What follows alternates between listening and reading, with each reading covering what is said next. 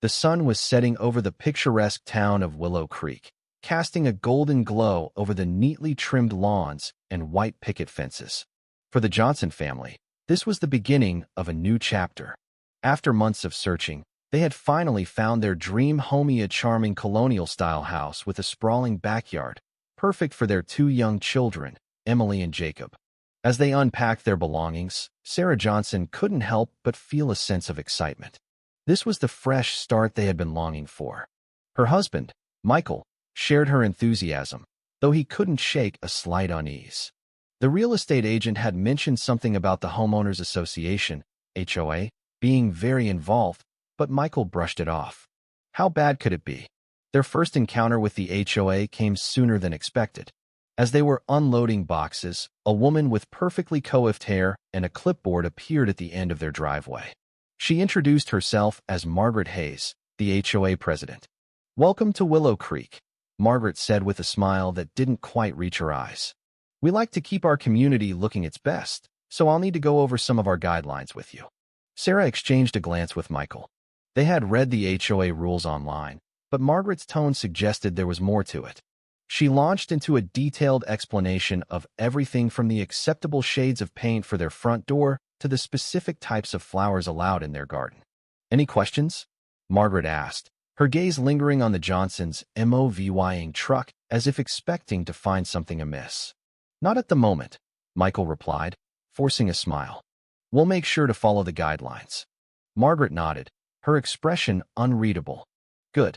We wouldn't want any misunderstandings."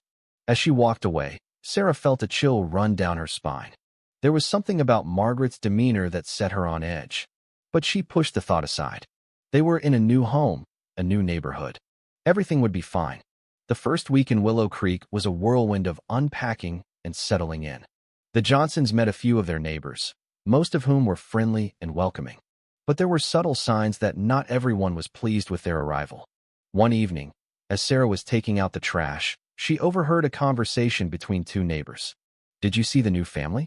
They've got that big SUV. Must be nice," one woman said, her tone laced with sarcasm. "I heard they're from the city. Probably don't know how things work around here," the other replied. Sarah quickly retreated inside, her heart pounding. Were they talking about her family? She tried to shake off the feeling, but the unease lingered. A few days later, Michael noticed that their mail had been tampered with. Letters were opened, and a package they had been expecting was missing. When he mentioned it to Margaret, she dismissed it as a misunderstanding. "Sometimes the mail carrier gets confused," she said with a shrug. "I wouldn't worry about it." But Michael couldn't shake the feeling that something was off. He decided to install a security camera near their mailbox, just in case. The tension in the neighborhood escalated quickly.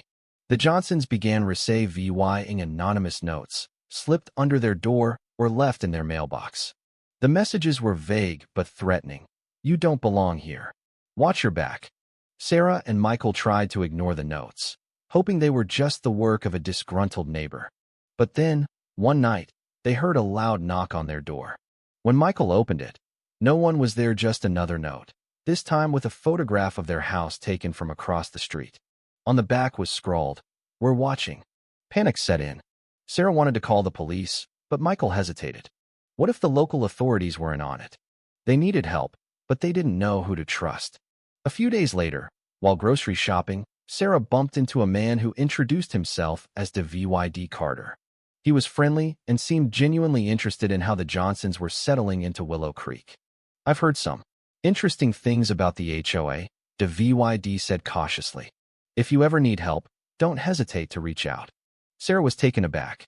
"What do you mean?" David hesitated, then leaned in closer. "Let's just say Margaret Hayes and her friends have a reputation. They don't like outsiders. But there are people in this town who are willing to stand up to them." Sarah felt a glimmer of hope. Maybe they weren't alone after all. David turned out to be more than just a friendly neighbor.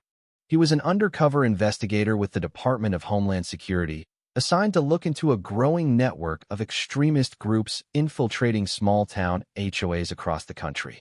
"The Johnsons aren't the first family to be targeted," David explained during a secret meeting at a local park. "Margaret and her allies have been using the HOA to push out anyone they deem undesirable." But this goes deeper than just neighborhood politics. There's evidence that they're connected to a larger extremist network. Sarah and Michael were stunned. They had stumbled into something far bigger than they had imagined. With the VYD's help, the Johnsons decided to fight back. They agreed to play along with the HOA's demands while secretly gathering evidence. Sarah attended HOA meetings, recording conversations, and documenting every suspicious act evidence. Meanwhile, the VYD and his team worked behind the scenes, tracking financial transactions and monitoring communications between Margaret and her allies. The evidence was mounting, but they needed a smoking gun. That opportunity came during the annual Willow Creek community barbecue. Margaret had planned a grand announcement, and the VYD suspected it would be the moment she revealed her true intentions. As the event unfolded, Sarah and Michael played their part, mingling with neighbors and pretending everything was normal. But beneath the surface, tension was building. Just as Margaret was about to make her announcement, the VYD and his team moved in. With cameras rolling and agents in place, they revealed the extent of Margaret's crimes: harassment, illegal surveillance, and ties to extremist organizations. The crowd was stunned. Margaret tried to protest, but the evidence was overwhelming. She was arrested on the spot, along with several of her allies. For the Johnsons, it was a moment of vindication. They had stood up to their tormentors and exposed the truth. But the fight wasn't over. As the VYD explained, this was just one piece of a much larger puzzle.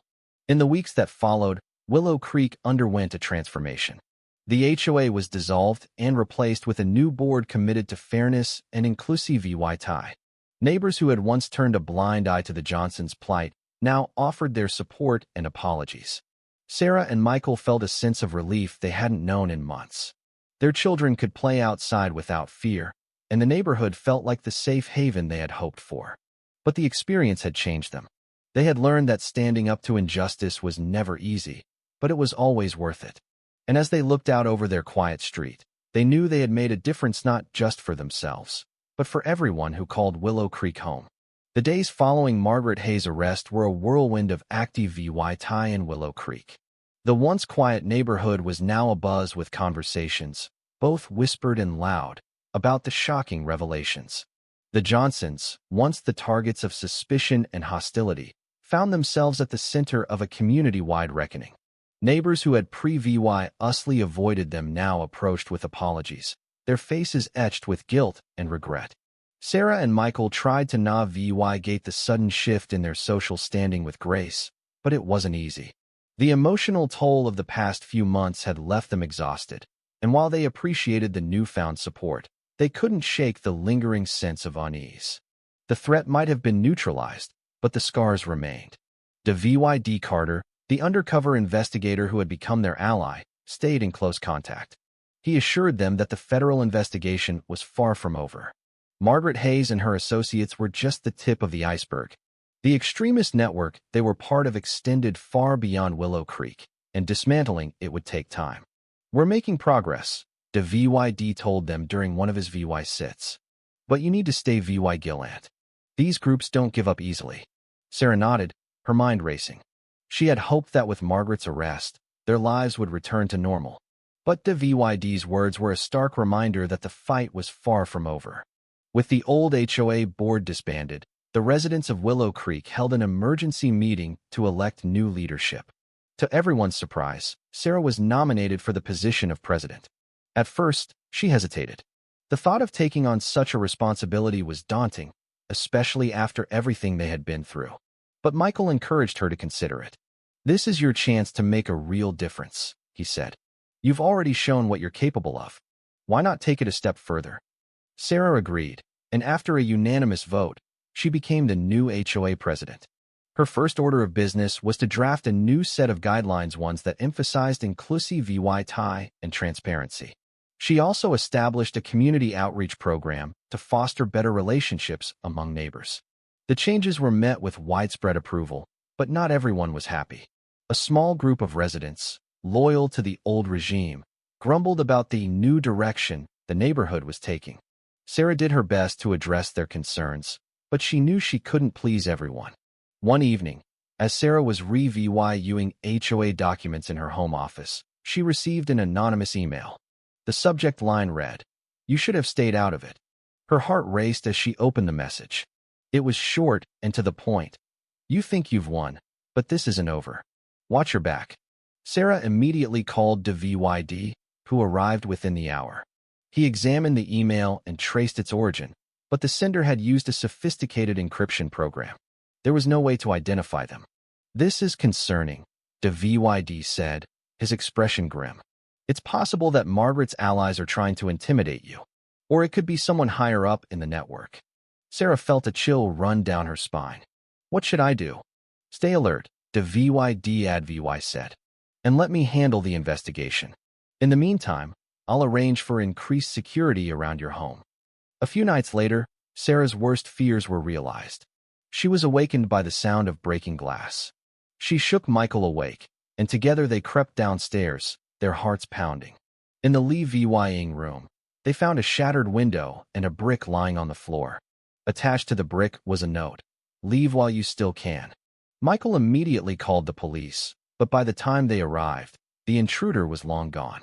The officers took a report and promised to increase patrols in the area, but Sarah knew that wouldn't be enough. The next morning, DVYD arrived with a team of federal agents. They installed security cameras and motion sensors around the property, but Sarah couldn't shake the feeling of being watched. As the investigation into the extremist network deepened, DVYD uncovered a shocking revelation. Margaret Hayes had been in contact with a high-ranking member of a domestic hate group, a man named Victor Grayson. Grayson was known for his involvement in several high-profile hate crimes, and his connection to Margaret suggested that the Willow Creek HOA had been part of a larger, coordinated effort to push out minority families from suburban neighborhoods across the country. "This is bigger than we thought," DVYD told Sarah and Michael during a late-night meeting. "Grayson's group has been funding these local enforcers for years. They've been using HOAs as a front to carry out their agenda." Sarah felt a wave of nausea. "How many families have they targeted?" "Too many," DVYD replied. "But we're closing in on them. With the evidence we've gathered, we can bring Grayson and his entire network down." The final showdown took place in a remote warehouse on the outskirts of town. DVYD and his team had tracked Grayson to the location, where he was meeting with several of his associates. The Johnsons, though not directly involved in the operation, were kept informed every step of the way. The raid was swift and decisive. Grayson and his men were arrested, and a trove of incriminating documents was seized. Among the evidence was a detailed list of neighborhoods targeted by the group, including Willow Creek. As news of the arrests spread, the Johnsons felt a sense of relief they hadn't known in months. The threat was finally over, so they thought. Just when it seemed like life was returning to normal, Sarah received another anonymous message. This time, it was a video. The footage showed a shadowy figure standing outside their home, holding a sign that read, "This isn't over." Sarah immediately called DVYD, who assured her that the video was likely the work of a lone extremist trying to scare them. But Sarah couldn't shake the feeling that something more sinister was at play. Determined not to live in fear, Sarah and Michael decided to take a stand. They organized a community rally to promote unity and tolerance, inviting neighbors from all walks of life to participate. The event was a resounding success, with hundreds of people showing up to show their support. But as the rally drew to a close, Sarah noticed a familiar face in the crowd, a man with a scar across his left eyebrow, the same man who had been seen lurking near their home. Before she could alert DVYD, the man disappeared into the crowd. DVYD and his team launched a manhunt for the scarred man, eventually tracking him to a rundown motel on the outskirts of town. The man, identified as a low-level operative in Grayson's network, was arrested without incident. During interrogation, he revealed that he had been sent to intimidate the Johnsons, but he had no further orders. With his arrest, the final loose end was tied up. The extremist network had been dismantled, and the Johnsons could finally breathe easy. In the months that followed, Willow Creek underwent a remarkable transformation. The new HOA, under Sarah's leadership, became a model of inclusivity and community spirit. Neighbors who had once been dead now came together to support one another, and the neighborhood flourished. Sarah and Michael, though forever changed by their ordeal, found solace in the knowledge that they had made a difference. Their courage had not only protected their family, but had also inspired others to stand up against hate and intolerance. As they looked out over their quiet street, they knew that the fight for justice was never truly over. But they also knew that, together, they could face whatever challenges lay ahead. And in that moment, they felt a sense of hope that, one day, the world would be a better place for their children and for generations to come. With the scarred man's arrest, life in Willow Creek began to settle into a new rhythm. The neighborhood felt safer, more united, and the Johnsons finally allowed themselves to relax. Sarah's leadership as HOA president had brought about meaningful changes, and the community was thriving. The annual block party, once a source of tension, became a celebration of diversity and inclusion. Families of all backgrounds mingled, children played freely, and the sense of camaraderie was palpable. But beneath the surface, Sarah couldn't shake a lingering unease. The threats had stopped, and Vid Carter assured her that the extremist network had been dismantled, yet she couldn't help but feel that something was still off. It was as if the calm was too perfect, too quiet. One evening, as Sarah was reviewing HOA documents, she received a call from an unknown number. Hesitant, she answered. "Sarah Johnson?" a voice asked, low and urgent. "Yes, who is this?" she replied, her heart rate quickening. "My name is Agent Ramirez. I work with Vid Carter. We need to meet. It's about Grayson." Sarah's stomach dropped. Victor Grayson, the man behind the extremist network, was supposed to be in federal custody. What could this be about? Sarah and Michael met Agent Ramirez at a secluded park outside of town. The agent, a no-nonsense woman with sharp eyes, wasted no time getting to the point. "Grayson escaped custody 2 days ago," she said, her voice tight with frustration. "We believe he's coming after you." Sarah felt the blood drain from her face. "Why us? We're not the ones who put him away. You're a symbol," Ramirez explained. "You stood up to his network, exposed his operations, and inspired others to do the same. To him, that makes you a threat." Michael clenched his fists. "What are we supposed to do? We can't just sit around waiting for him to show up." Ramirez handed them a set of keys. "We've arranged for you to stay at a safe house until we can apprehend Grayson. It's the best way to protect your family." Sarah hesitated. "What about our kids? Our neighbors? We can't just disappear." "You don't have a choice," Ramirez said firmly. "Grayson is dangerous, and he won't stop until he gets what he wants." The safe house was a modest cabin deep in the woods, far from the prying eyes of civilization. It was equipped with state-of-the-art security systems, and federal agents were stationed nearby to keep watch. Sarah and Michael tried to make the best of the situation, but the isolation weighed heavily on them. Emily and Jacob, confused and frightened, struggled to adjust to their new surroundings. Days turned into weeks, and there was no sign of Grayson. Sarah began to wonder if they were overreacting. Maybe Grayson had fled the country. Maybe they were safe. But then, one night, the security alarms went off. The cabin was plunged into darkness as the power went out. Sarah and Michael grabbed the kids and huddled in the panic room, their hearts pounding. Outside, they could hear the sound of footsteps and the faint murmur of voices. "Stay quiet," Michael whispered, holding Emily and Jacob close. The door to the panic room was reinforced steel, but Sarah couldn't shake the fear that Grayson would find a way in. Minutes felt like hours as they waited, the tension unbearable. Then, suddenly, the sound stopped. The power came back on, and the security system chirped to life. A voice crackled over the intercom. "All clear. This is Agent Ramirez. Grayson's been apprehended." Grayson had been caught just outside the cabin, armed and ready to break in. The agents had been waiting for him, tipped off by an informant within his network. It was a close call, but the nightmare was finally over. Sarah and Michael returned to Willow Creek, greeted by relieved neighbors and a community that had rallied in their absence. The experience had left them shaken, but it had also strengthened their resolve. In the months that followed, Sarah and Michael became advocates for change on a national level. They testified before Congress about the dangers of extremist infiltration in local organizations, and their story inspired legislation to strengthen oversight of HOAs and other community groups. Willow Creek, once a battleground, became a beacon of hope. The neighborhood's transformation was featured in news outlets across the country, and other communities began to follow their example. Life in Willow Creek settled into a new normal. The Johnsons, though forever changed by their ordeal, found peace in the knowledge that they had made a difference. Emily and Jacob, resilient as ever, thrived in the supportive environment their parents had helped create. One evening, as the family gathered for dinner, Sarah looked around the table and felt a profound sense of gratitude. They had faced unimaginable challenges, but they had come out stronger on the other side. Years later, Sarah and Michael sat on their porch, watching as Emily and Jacob played in the yard with their friends. The neighborhood was vibrant and full of life, a far cry from the tense, dead place it had once been. Sarah smiled as she sipped her tea. "We did it, Michael. We really did it." Michael nodded, his eyes filled with pride. "Yeah, we did. And we're not done yet." As the sun set over Willow Creek, casting a warm glow over the community, Sarah felt a sense of hope for the future. The fight against hate and intolerance was far from over, but they had proven that change was possible. And in that moment, she knew that their story was just the beginning.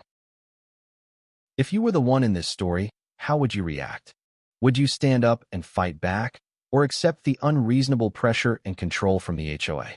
Share your thoughts in the comments below. And don't forget to subscribe, like, and share this video with more people.